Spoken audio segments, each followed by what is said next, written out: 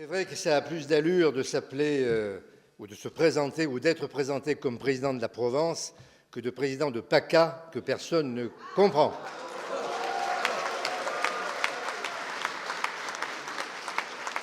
Et c'est frustrant, naturellement, mais je vous l'ai déjà dit, mais je ne peux pas résister au plaisir de le redire, quand je représente la Provence à l'étranger et que je suis accueilli par des personnalités qui ont quelques difficultés à comprendre ce que veut dire PACA, certains la déclinent quand même.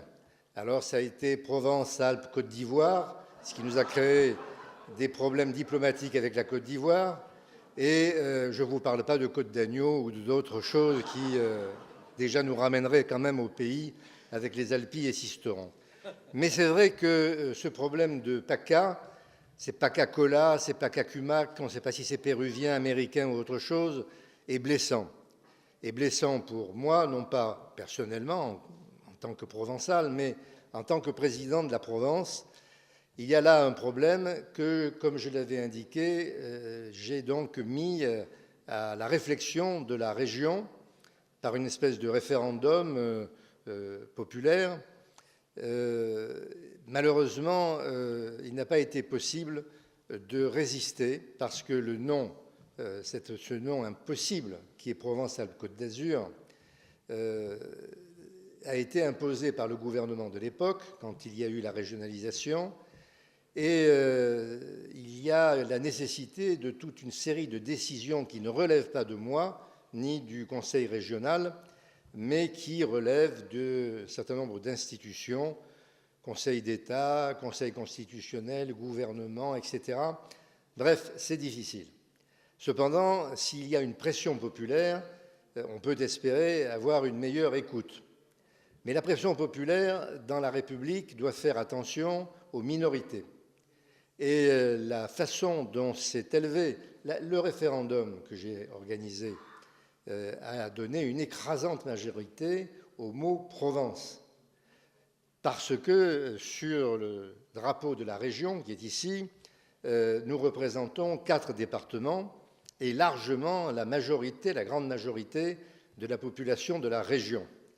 Mais les protestations de Nice, qui n'est pas les Alpes-Maritimes, mais qu'une partie des Alpes-Maritimes, le comté de Nice, et dans les Alpes, ce qui relève du Dauphiné, avec une langue qui est proche de la nôtre, mais qui est particulière, comme la langue que l'on parle à Nice, ont fait que les protestations ont été si vives et énergiques au Parlement national, de la part de députés des Hautes-Alpes et de députés des Alpes-Maritimes, que j'ai dû reculer et ne pas imposer une décision présidentielle qui aurait été sans doute soutenue par la majorité du Conseil régional, mais qui aurait amené à des discussions vives et à des arrachages de cravates, quand on en porte, qui étaient déplacés dans une instance républicaine.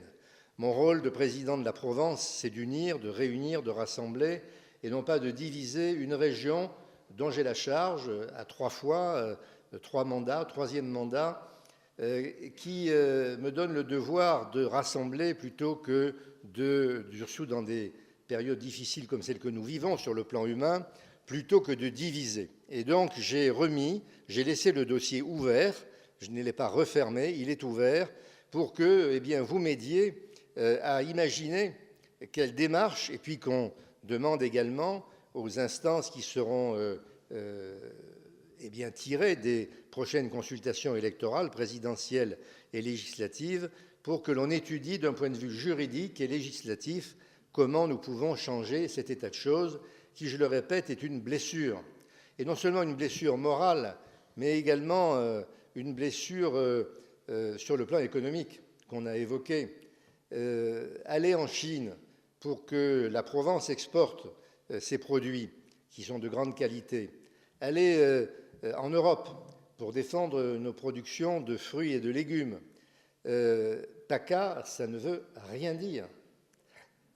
Par contre, si je prononce le mot de Provence, le visage s'illumine, non pas parce qu'on me voit, ça serait sympathique, mais parce qu'on voit la Provence. Et tout le monde entier, connaît en effet la Provence. Et sous un aspect particulièrement riche d'un point de vue culturel et particulièrement sympathique du point de vue de notre philosophie de la vie, de notre identité régionale.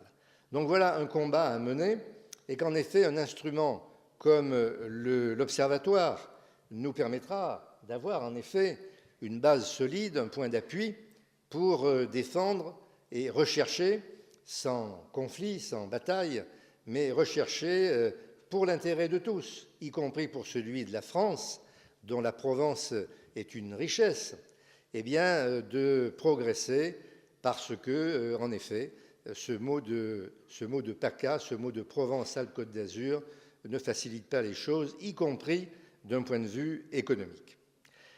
Il y a ensuite le fait de cet observatoire qui, naturellement, a retenu toute mon attention et sur lequel je me suis engagé. Le maire de Cheval-Blanc l'a rappelé. Et je le reprends solennellement devant vous, cet engagement de faire que, tout naturellement, la région de Provence doit avoir un observatoire de la Provence où soit rassemblée, où soit la fine pointe de diamant de notre combat pour notre Provence, pour notre langue et pour notre identité. Donc, sur ce point, vous pouvez compter sur moi. J'ai été réélu il y a 2 ans, j'ai donc devant moi un long mandat encore, et nous avons le temps de travailler à la construction de cet observatoire, construction, je l'entends bien, intellectuelle, dès lors que, grâce à Cheval-Blanc et à son maire, nous avons un lieu, pour que, pour défendre une identité, il faut un point de repère, et je pense que ce qui nous est proposé par le maire de Cheval-Blanc, avec beaucoup de générosité, me paraît être un élément fondateur. En plus, il a dit que si je prenais une position, j'entrerais dans l'histoire, enfin je sollicite un peu son propos, et le maire de Château-Renard m'a glissé dans l'oreille, et on vous construira à ce moment-là une statue à Château-Renard. Ce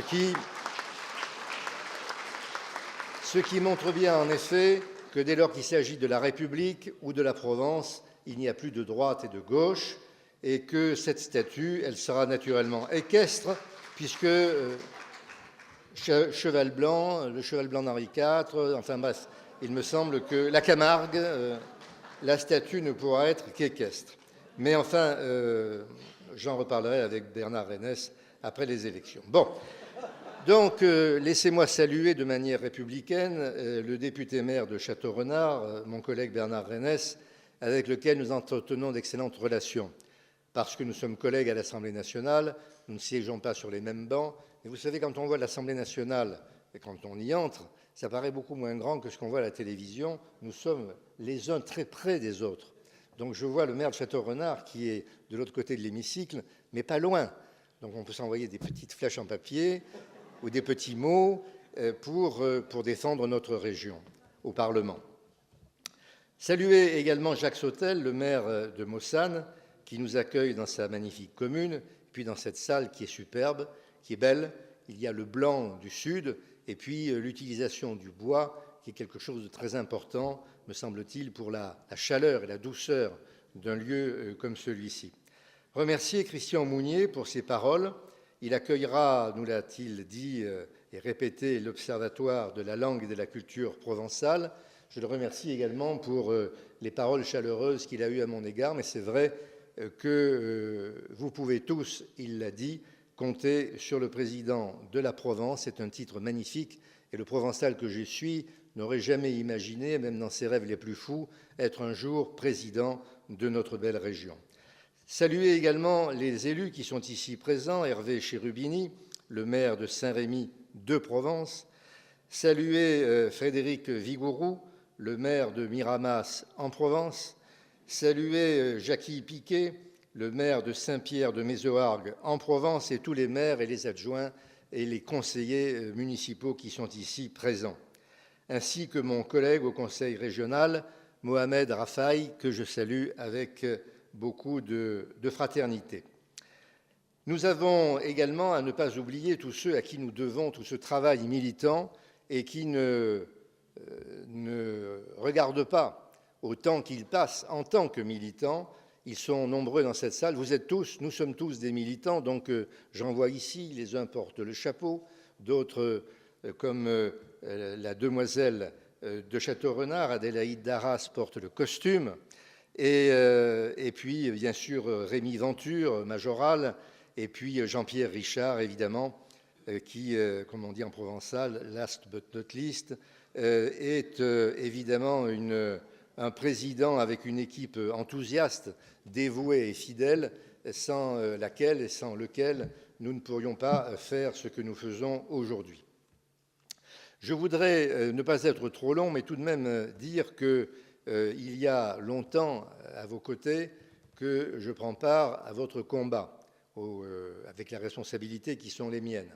J'avais voulu donner un signe lorsque j'ai été élu maire d'Arles en prononçant deux discours, l'un en français et l'autre en provençal. Et je vous promets, la prochaine fois que je viendrai devant vous, de vous faire en effet deux discours, ou peut-être même un seul discours, cette fois en provençal. Et comme je sais qu'il y a parmi vous des provençalistes plus distingués que moi, il faudra que je répète bien pour ne pas faire d'erreur sur tel point particulier, parce que à vouloir parler provençal, il faut le parler correctement, sans quoi on ne sert pas la cause. Mais en tout cas, c'est bien de parler du provençal en français, c'est bien aussi que les élus, vous avez raison si vous le pensez, parlent provençal également lorsqu'ils sont à la tribune.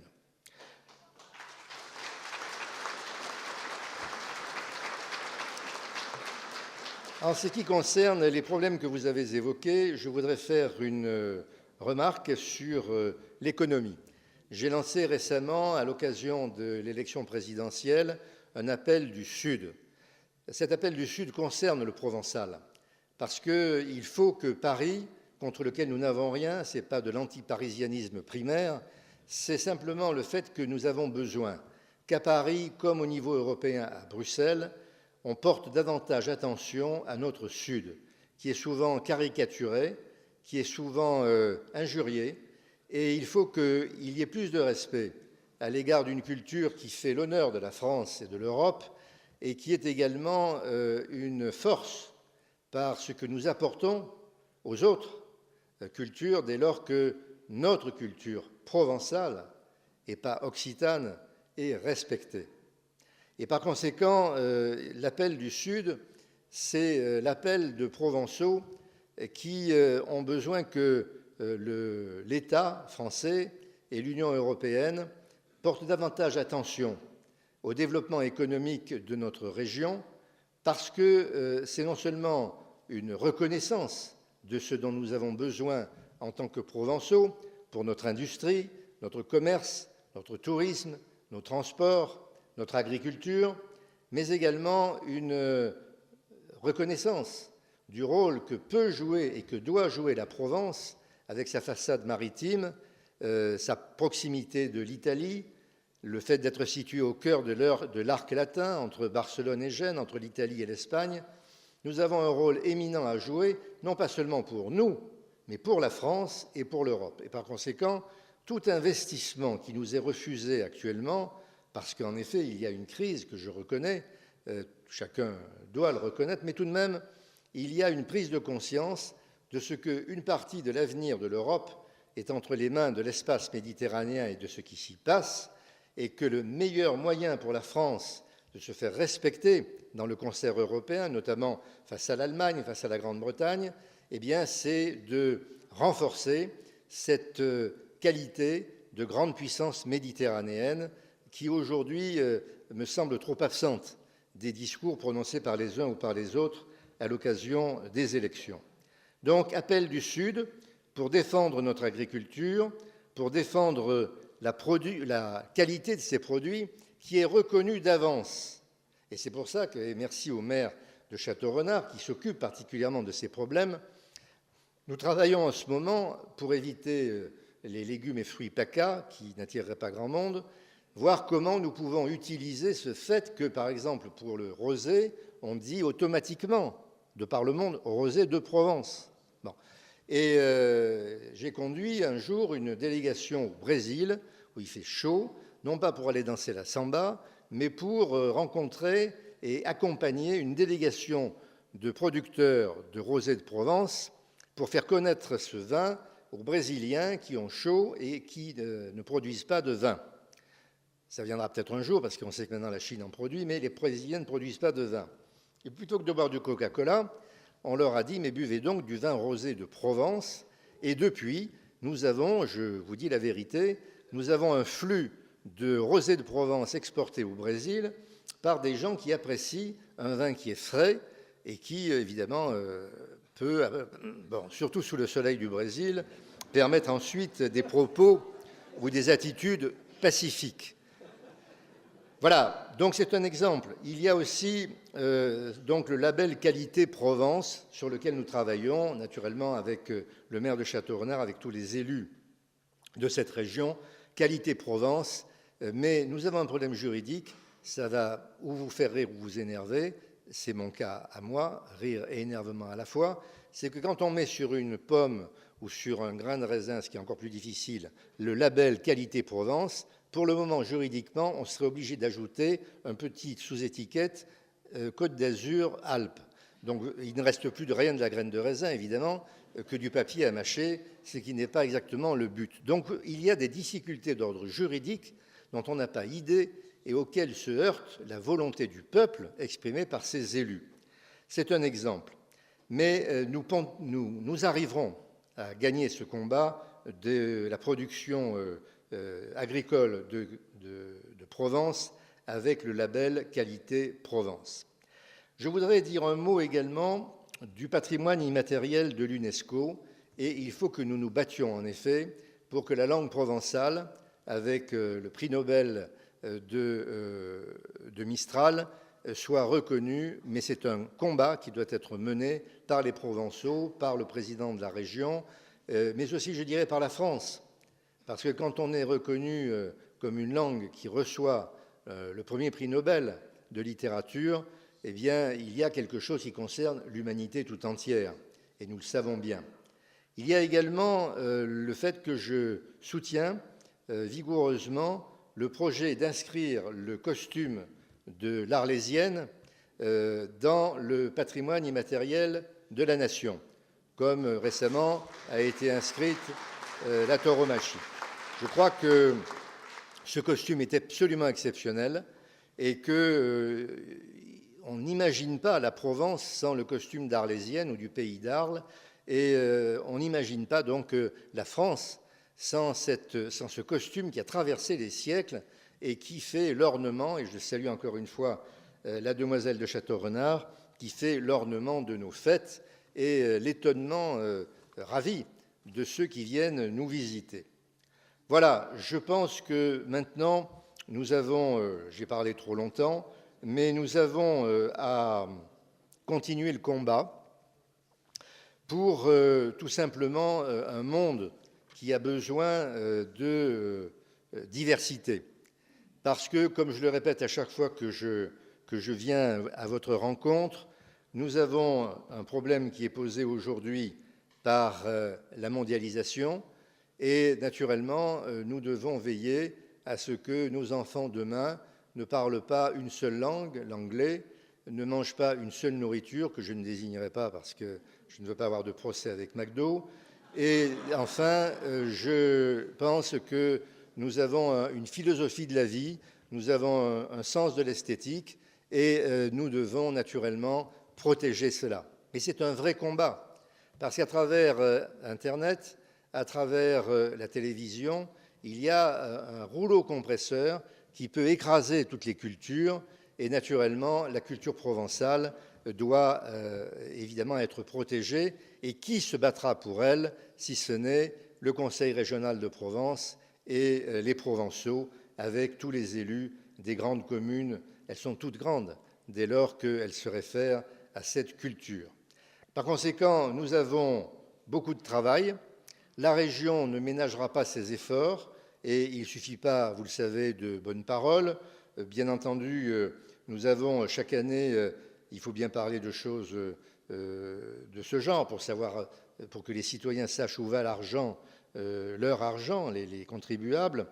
2,3 millions d'euros sont consacrés chaque année pour le soutien de notre culture régionale et c'est pour le collectif Provence également, mais je ne vais pas donner de chiffres, mais ils sont très, très raisonnables. C'est toujours insuffisant, mais je ne dirai donc rien, mais 1 million d'euros tout de même pour le collectif Provence depuis 2001 et beaucoup de projets qui sont essentiels pour nous, parce qu'il s'agit de politique au sens noble du terme, parce que lorsque on agite le drapeau de la Provence, quand on parle de la langue provençale, c'est toute une façon de faire, une façon de penser, une morale, une éthique, une esthétique qui, pour notre région qui est au cœur de l'arc latin, entre l'Espagne et l'Italie, qui est au pied de l'Europe, mais pas à ses pieds, qui est au cœur aussi d'une Europe méditerranéenne qui connaît aujourd'hui une crise très grave,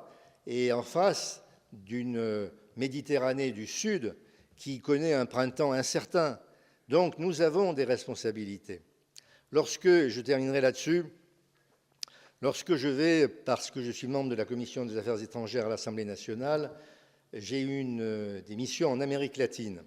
Et quand en arrivant en Amérique latine, on s'adresse à moi en anglais, parce qu'on pense que je ne connais pas l'espagnol, je dirais que même si je ne connaissais pas l'espagnol, je dis mais parlez-moi en latin, une langue latine. Parlez espagnol, moi je parlerai en français, on arrivera à se comprendre, parce que tant de mots espagnols, tant de mots italiens ressemblent à notre propre mot français, à nos mots de provençal. Donc il faut se battre à tous les niveaux. Et de même qu'on a inscrit, j'étais à ce moment-là garde des Sceaux, que la langue de la République était le français et non pas l'anglais, et que les langues comme la nôtre, la langue provençale, doit être maintenant défendue et recevoir les signatures nécessaires au niveau des chartes et au niveau européen, comme cela nous est proposé depuis longtemps. Il faut franchir ce pas, il faut que, sur le point de vue juridique, nous n'ayons pas peur d'affirmer, comme nous affirmons notre identité de Français avec fierté dans le monde de demain, nous affirmions notre identité de Provençal et de Provençaux dans le monde de demain et dans le monde d'aujourd'hui. Parce que c'est à ça que se rattache finalement notre liberté.